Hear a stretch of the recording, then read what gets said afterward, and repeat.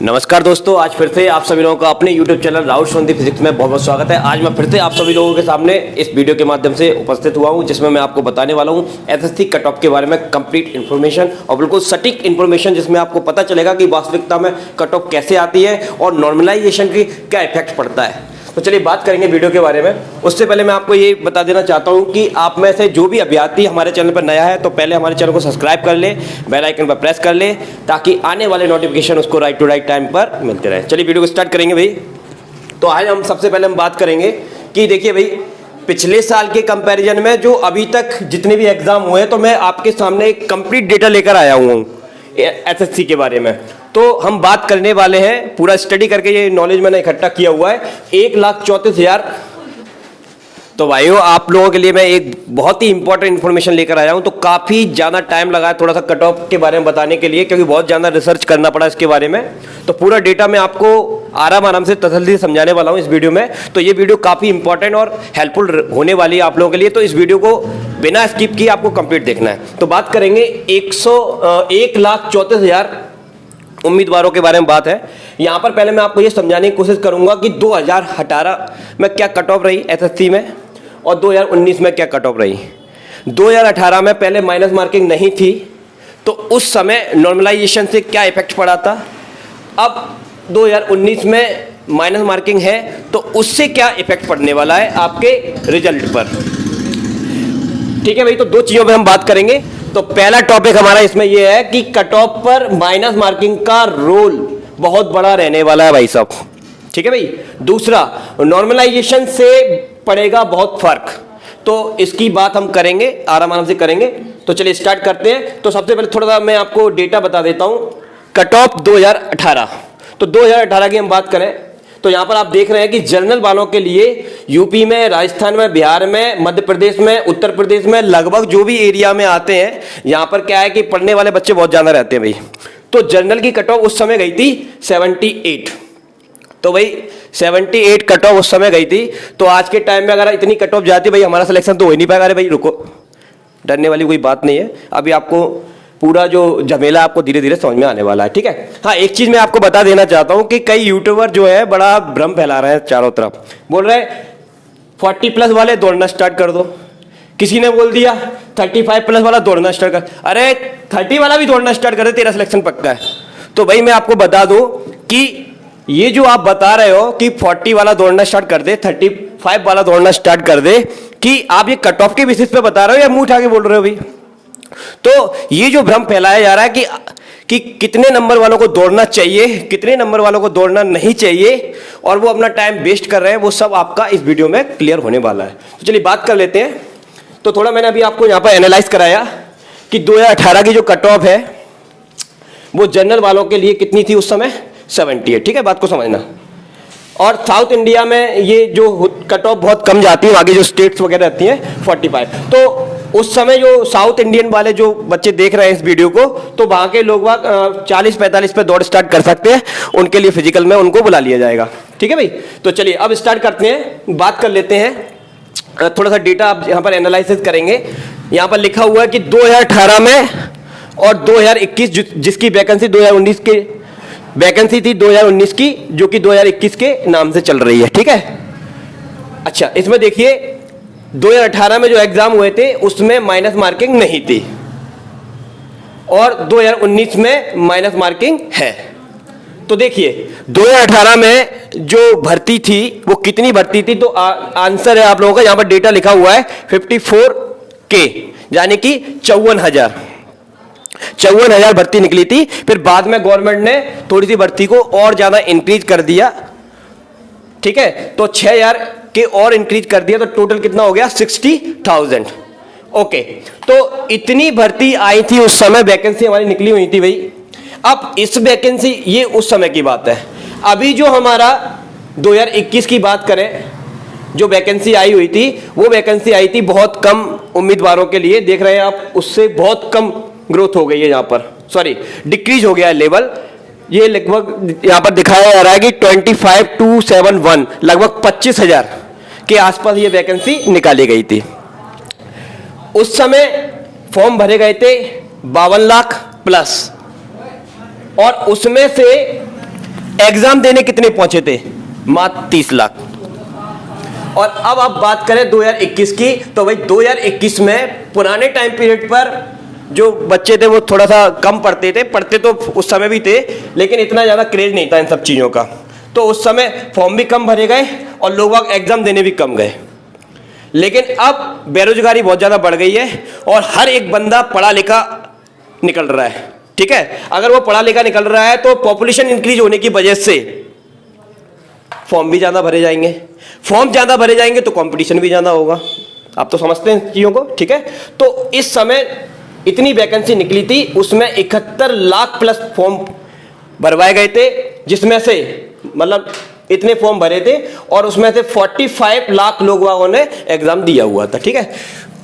कुछ लोगों ने नहीं दिया हुआ, देख सकते हैं कितनी रेंज में नहीं दिया हुआ है। अब हम बात कर लेते हैं कि ये जो लिस्ट है यहाँ पर कि इतने लोगों ने फॉर्म भरा, इतनों ने एग्जाम दिया। इस केस में इतने लोगों ने फॉर्म भरा, इतने लोगों ने एग्जाम दिया।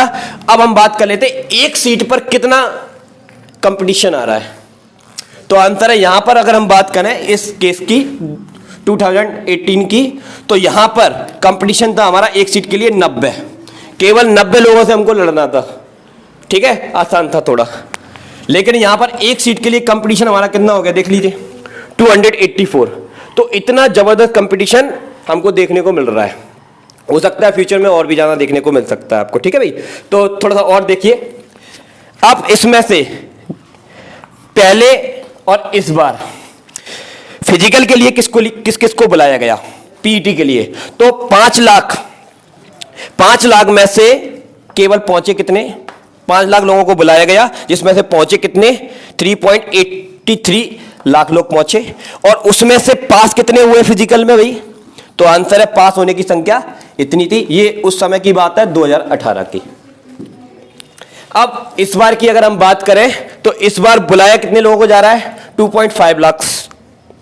और उम्मीद कर सकते हैं कि 1.76 या 70 के आसपास के अप्रोक्सीमेट में ही लोगों का जो भी उम्मीदवार है उनके आने की संभावना हो सकती है भाई, ठीक है। तो ये तो आपको मैंने एक एनालिसिस करा दिया डेटा से कि 2018 में क्या सिचुएशन थी और 2019 में क्या सिचुएशन है।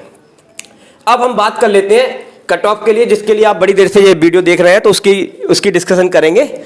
तो देखिए अब कट ऑफ के बारे में बात करेंगे, जिसके लिए आप बड़ी टाइम से इस वीडियो को देख रहे हैं, तो उस पर डिस्कशन कर लेते हैं कि कट ऑफ और नॉर्मलाइजेशन का क्या मीनिंग है। तो देखिए जरा बात को ध्यान से समझिएगा कि देखिए मैं आपको एक एग्जांपल देता हूं भाई, उससे आपको बहुत अच्छे समझ में आने वाला है कि ये कट ऑफ किस तरह से डिसाइड की गई है, डिफाइन की गई है। तो देखिए जरा, एक बंदा था भाई, सपोज एक बंदा एग्जाम देने गया और एग्जाम देने गया भाई, तो उसने 70 क्वेश्चन अटेम्प्ट किए।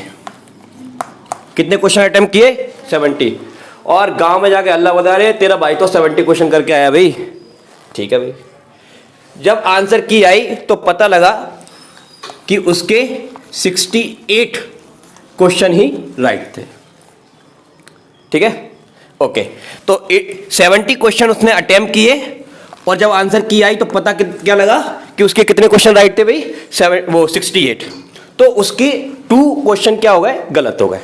अब चूंकि यहां पर माइनस मार्किंग है, तो अगर यहां पर माइनस मार्किंग है, मान लीजिए 1/4 इतनी माइनस मार्किंग है, तो यहां पर आपको क्या करना है, यहां पर 2 रखेंगे, 2 से इसको डिवाइड करेंगे तो कितना आएगा 1/2, और ये कितना आ गया 0.5,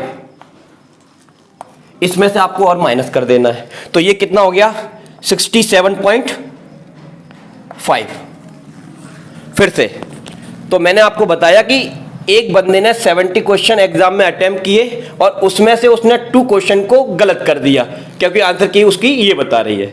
और चूंकि इस साल माइनस मार्किंग है, तो उसका इफेक्ट क्या पड़ा कि माइनस मार्किंग 1/4 की थी, तो 2 क्वेश्चन गलत किए, तो उसके अनुसार उसके मार्क्स कितने आ रहे हैं एग्जाम में, 67.5 आ रहे हैं भाई, ये उसकी कट आ रहा है, ठीक है। एक बंदा गया भाई, उसने मान लीजिए 80 क्वेश्चन अटेम्प्ट किए, उसने तो भाई लड्डू ही बंटवा दिए भाई पूरे गांव में, अरे तेरा भाई तो इस बार 80 क्वेश्चन करके आया है, ठीक है। अब जब आंसर की आई तो पता लगा कि उसके 72 क्वेश्चन सही थे। तो कितने कितने गलत हो गए भाई उसके, तो आपको पता है 8 क्वेश्चन की उसने क्या कर दी, मिस्टेक कर दी। अब माइनस मार्किंग कितने की है, 1/4 की, तो 8 के अनुसार कितना हो गया ये, यहां पर 8 आप रख दोगे, डिवाइड करोगे, कितना हो गया ये 2। तो अब इस 2 को आपको यहां पर क्या कर देना है, माइनस कर देना है। तो अब आपका कितना हो गया 70। तो इस बंदे के कंपैरिजन में इस बंदे के नंबर ज्यादा आ रहे हैं, तो इसका सिलेक्शन होना चाहिए। लेकिन हम क्या देखते हैं, इसका हो जाता है, इसका नहीं होता है।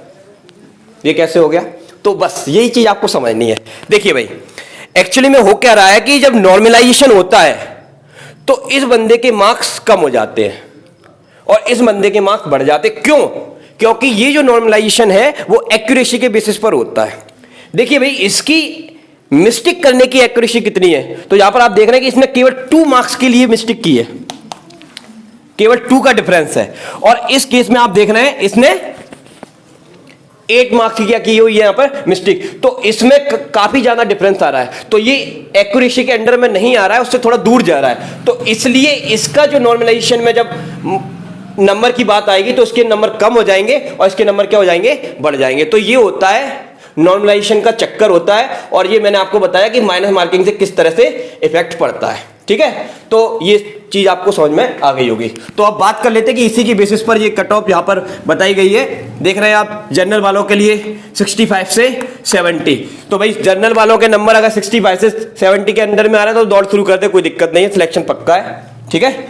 ओबीसी वालों की बात करें, 60-65 के अंडर में आ रहा है, इसके आसपास आ रहा है, दौड़ शुरू कर दो, कोई दिक्कत नहीं है, तुम्हारा भी सिलेक्शन पक्का है, मजे करो। एससी वालों के लिए देख लीजिए इतना, एसटी वालों के लिए इतना, इसके आसपास ही रहता है एससी वालों का, और ईडब्ल्यूएस वालों के लिए इतना। और ये मैंने आपको बताया इस बेसिस पर। अब कई बंदे क्या चला रहे हैं कि भाई 40+ वाले दौड़ स्टार्ट कर दो, 45 वाले दौड़ स्टार्ट कर दो। भाई ठीक है, दौड़ स्टार्ट कर दो, लेकिन तुम तो कट ऑफ के अंडर में आ ही नहीं रहे हो, तो तुम्हारी दौड़ करने का मतलब क्या निकल रहा है। तो भाई ये जो लोग YouTube पर कई भ्रम फैला रहे हैं कि इतने नंबर वाले दौड़ स्टार्ट कर दो, उतने नंबर वाले दौड़ स्टार्ट कर लो, तो पहले आप देख लो कि आपकी कट ऑफ के रेंज में आ रहे हो कि नहीं आ रहे हो, तब तो आप फिजिकल की तैयारी करो, नहीं तो कोई मतलब नहीं है। आप फिजिकल की तैयारी कर दो, करते रहो, किसी ने बोल दिया, फिर जब आंसर की आती है, कट ऑफ आता है, तो फिर आपको लगता है आपका तो उसमें आया ही नहीं है, तो वो आपकी मेहनत भी खराब हो गई। और दूसरी तरफ से उस समय और कोई वैकेंसी आई थी, आप उसकी तैयारी भी नहीं कर पाए क्योंकि आप फिजिकल में व्यस्त रहे थे। तो इस तरह से ऐसे जो गलत अफवाहें फैल रही हैं यूट्यूब पर, उनसे थोड़ा बचें, ठीक है। सही इन्फॉर्मेशन का वेट करें। और जैसा कि मैंने आपको इस वीडियो में क्लियर किया हुआ है, तो आज की वीडियो में इतना ही। यदि वीडियो पसंद आया, लव यू दोस्तों, प्लीज़ लाइक कर दो, सब्सक्राइब कर दो चैनल को। Thanks a lot.